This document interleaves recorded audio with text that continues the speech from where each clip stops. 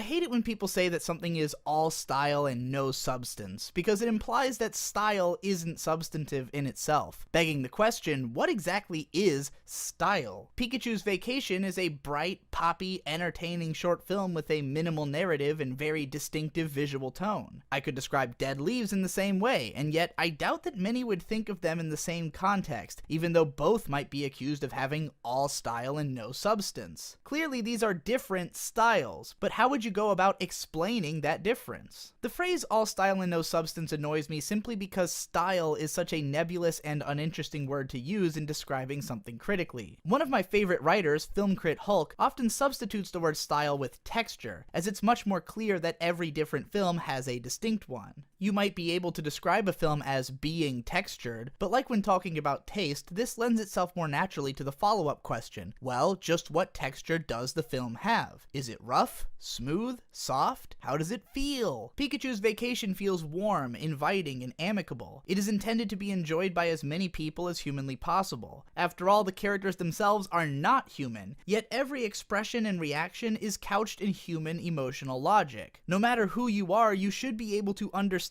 and relate to the Pokemon in this film, because all of them are motivated by things which you or the people around you might be motivated by, and take actions on the basis of emotions or rationale which are easy to comprehend. Because there's no actual dialogue in the film, it can transcend even the particular cultural nuances of language. Every part of the film, from the bright, summery color palette to the inventive setting, to the monster designs, which are at once instantly recognizable as common animals which nearly everyone has some understanding of, and yet distinct enough to etch themselves into your memory, is crafted in a deliberate attempt to sculpt this particular texture, which is ultimately unique to this short. Other works convey similar feelings, but if you want to feel the exact texture of Pikachu's Vacation, you have to watch that specific movie, because there's nothing else, even among the other Pikachu shorts, which feels exactly the same. Dead Leaves is similarly a deeply textured piece of work, and unlike Pikachu's Vacation, its goal is clearly not to be as inviting as possible. In fact, I think it goes out of its way to alienate most of humanity. At the time that the film was being advertised in magazines, reviewers were always quick to point out the existence of a character who is literally shaped like a dick and spewing jizz out of his head. You could easily miss this character entirely if you aren't paying attention, as he's not especially important and about 70,000 things are happening on screen at any given moment in this movie, but the reason he's always brought up is that he represents the far extreme of what this film has done to give itself a wholly unique texture. It's unfortunate, I think, that so many reviewers have focused on the presence of outrageous potty humor and crass sexuality in this film, because those things are not necessarily the point. They stand out because there aren't a preponderance of other films which would see fit to include those elements, but you're missing the forest for the trees if you fixate on that part of the film alone. Of course, I think that was also a lot easier to do back in 2004, when people weren't so familiar with the name Hiroyuki Imaishi. If you've heard of him, it's most likely because he directed Tengen Toppa Gurren Lagann, Kill La Kill, Panty & Stocking with Garter Belt, and Space Patrol Luluco, while also having founded Studio Trigger. You'll also be familiar with this work if you've seen Fooly Cooly, as he directed the insane 5th episode, and has provided no shortage of phenomenal animation work across a long career at Studio Gainax, and as a freelancer on plenty of other series with one of the most recognizable styles in existence. Dead Leaves was his full directorial debut, which he led over at Production IG, and he's hardly the only animator on the project to have gone on to widespread recognition as a god of stylistic animation. Some of the most mind-bogglingly incredible action cuts in this film come courtesy of Takeshi Koike, for instance, who would go on to direct the cult-beloved Red Line, as well as define the visual aesthetic of the modern Lupin III incarnation, starting from The Woman Called Fujiko Mine, and to direct the latest 2 films from that franchise. Future Kill La Kill character designer and frequent animator under Imaishi, Sushio, can also be found on this project, and when you become aware of these things, they are suddenly incredibly obvious. These animators do not appear on this film for no reason. While their styles are different enough for each to be recognizable as their own, it's also clear that each of these people's natural inclinations have a similar texture to one another. It's clear that there's some shared influence and interests. Most of them are probably huge fans of legendary animator Yoshinori Kaneda, whose classic Birth OVA is one of the most similar things to Dead Leaves that I can think of in terms of intentionality. And yet even still, the texture of that film is very different. Imaishi works in this totally other color aesthetic, which it's more tempting to compare to Mike Mignola's comic book art than it is to the 70s and 80s anime and manga from which his storytelling proclivities obviously stem. He and his cohorts have never been shy about making their influences readily apparent in their work, and yet in spite, or maybe even because, of Dead Leaves being Imaishi's debut, do, it feels the most thoroughly his out of anything he's worked on. After all, in the same way that these animators were clearly chosen with deliberation, everything that happens in the movie also happens for a reason, even if the overall tenor of the story is that of total chaotic anarchy. It's not as though there's any singular way in which it most makes sense to convey a sense of chaos, and yet Imaishi has chosen to make a film about a pair of superpowered aliens with no idea who they are being captured and placed into a prison, which is very obviously even more of a metaphor for authoritarian control than it is a literal prison. Even taking a shit is rigidly controlled, as if literalizing the idiom telling me when and where to shit. Sexuality is rampant, but is used as a means of liberation. A character with a drill for a dick is integral to escape, and we'll be seeing plenty more drills in Imaishi's future, while pregnancy gives birth to a psychic baby who makes the prison break possible. Much of this film's messaging will go on to be spelled out much more clearly in Panty and Stocking with Garter Belt, where 5 minutes are dedicated to a song about the joys of anarchy. And both shows make it clear that they are the way they are because they are themselves anarchic and indebted to the random whims of thoughts in Imaishi's brain. Pointlessness is the point, so to speak, and so the notion of it is challenged, not with any seriousness or pretension of depth, but merely for the sake of itself. It's a tautology of anarchy. I don't have much interest in trying to over-explain or oversell this film. Whether or not you'll be interested in watching it should have long become apparent to you just by looking at the images on screen. If this texture of visuals and concepts appeals to your sensibilities, then you've already got it on your plan to watch list, and if it doesn't, then there's no reason that you should bother. This movie is exactly what it looks like, and that will either excite,